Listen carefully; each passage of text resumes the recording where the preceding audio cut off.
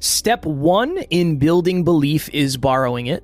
But just like anything else, if you're riding a bike, you can ride with training wheels for a while, but you're never really going to feel confident in riding a bike until you take the training wheels off and then prove to yourself that you're actually capable. If I could only choose one thing to help you work on that will maximize the probability of you reaching success and reaching your potential, it would be building self-belief. Next Level Nation, today for episode number 2121, I think. I'm kind of losing track of how to do the numbers here. I'm getting a little confused with the numbers for some reason. You're either building belief or borrowing it. Okay. We have had some people that were in the community that kind of left the community for a little bit that have come back into the community. And I'm not talking trash about you, whether you're watching or listening. This is all with love, but we like to take our lessons and share. So this is not from a negative place at all, I promise. I know who you're talking about. He's not going to be upset. Okay. Well, it's a couple people. Couple people. And when they were a part of the community, they were dialed in. They were crushing it. I'm willing to bet they would say that they were the most consistent, aligned, productive, fulfilled versions of themselves. Then they ended up leaving the community.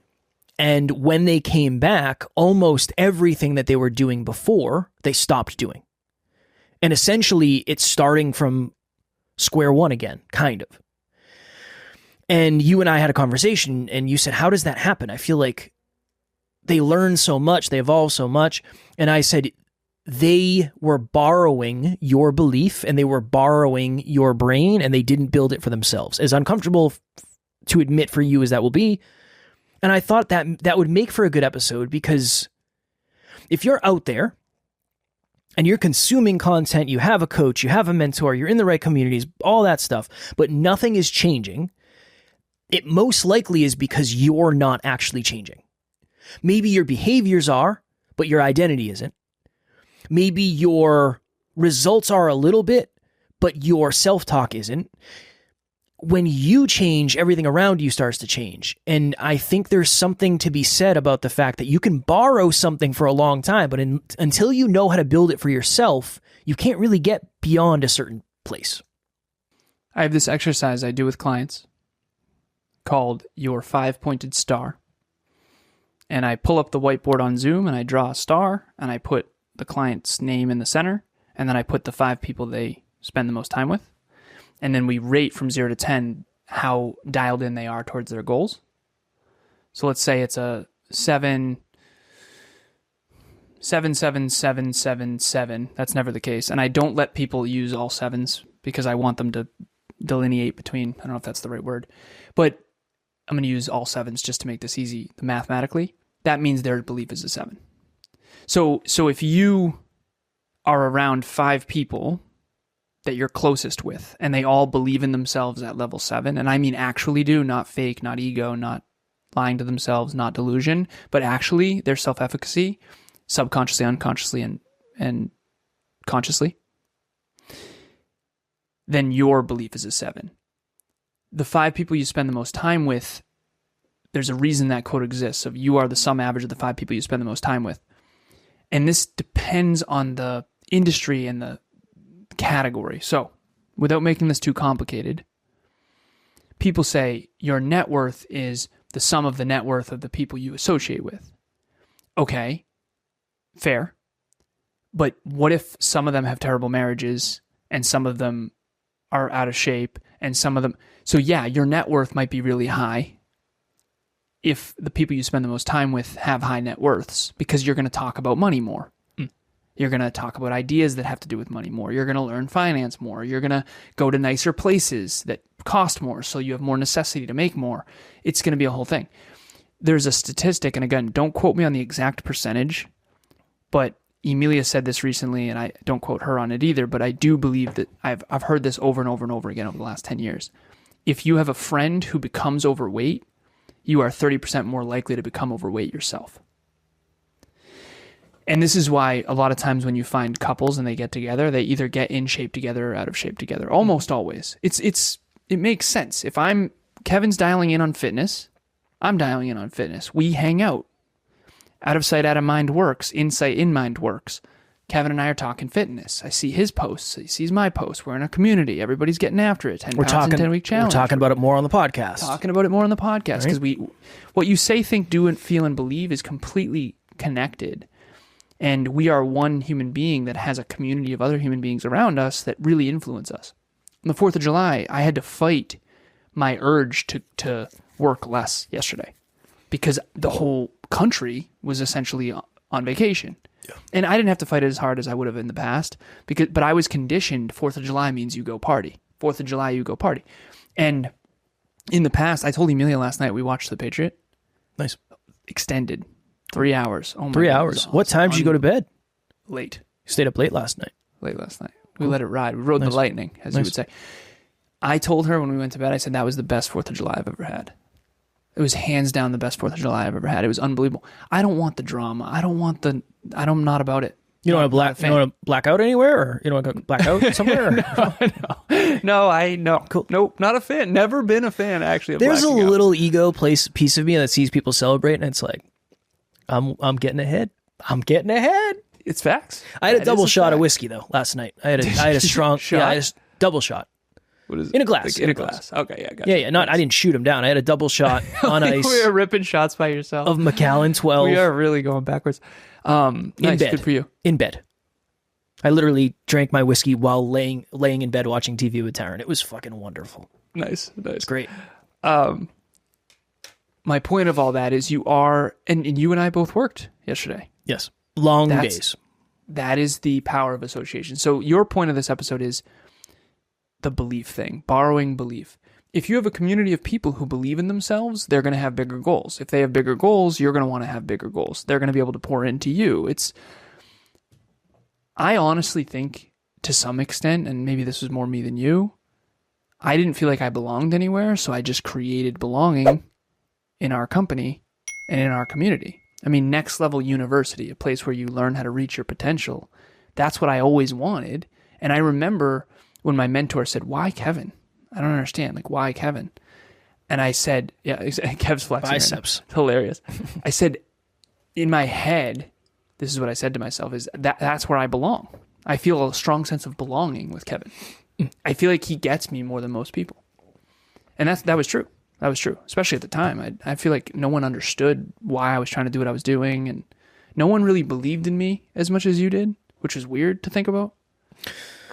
And turns out you believed in me less than I thought. No, look, I quit my job and went all in. I had the utmost belief in you. It just is worse than I thought it was going to be. You made it seem like it was going to be like, okay. And it wasn't. It wasn't.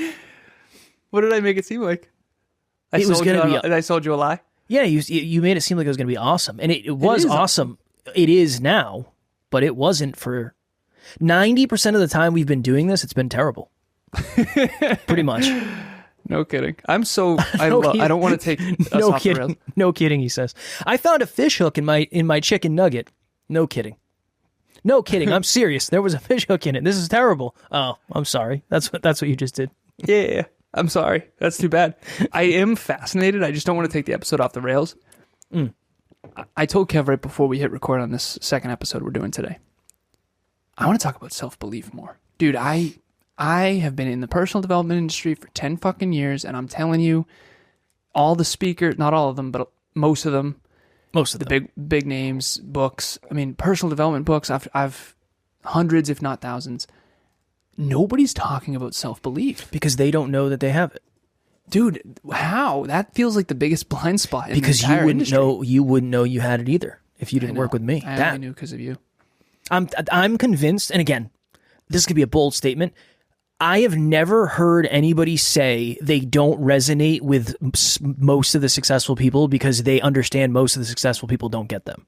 That was my experience. I can't listen to someone who says, well, just believe in yourself more. That's dumb as shit.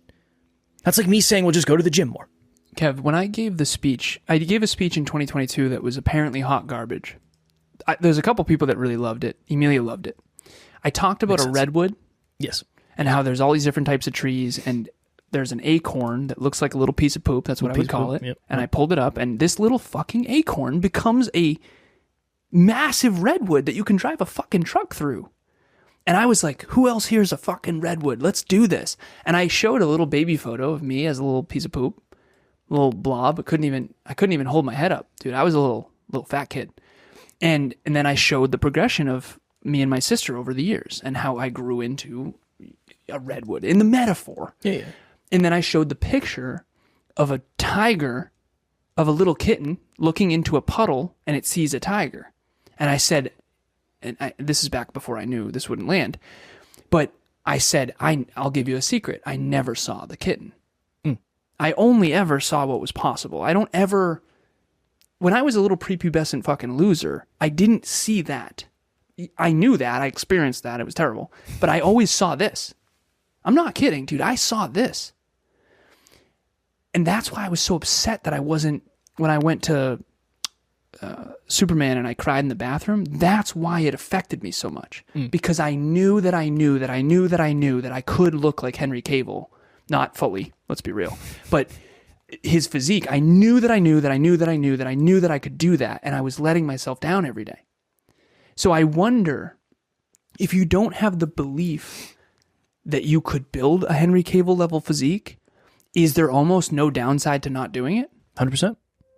Next Level Nation, what is happening? If you've thought to yourself, I want to try coaching, but you don't really know where to start, group coaching would be a wonderful place for you. That's really why we created it in the first place. We start a new round every 90 days. So if you're hearing this, go to the website, nextleveluniverse.com, and we have the landing page where you can actually hold your spot right now. Even if there's a group going on right now, you can still lock your spot for the next one. The biggest thing that we've seen is as we get closer and closer to the date, unfortunately, some people end up missing. The group fills up and they can't do it, and then they end up regretting that. So please head over to the website. The link will be in the show notes, and we would love to see you there. I think of it as like the ice cream analogy of it. Well, you know, I had a sausage, egg, and cheese McMuffin for breakfast. I already fucked the day up, so I might as well get a side of hash browns.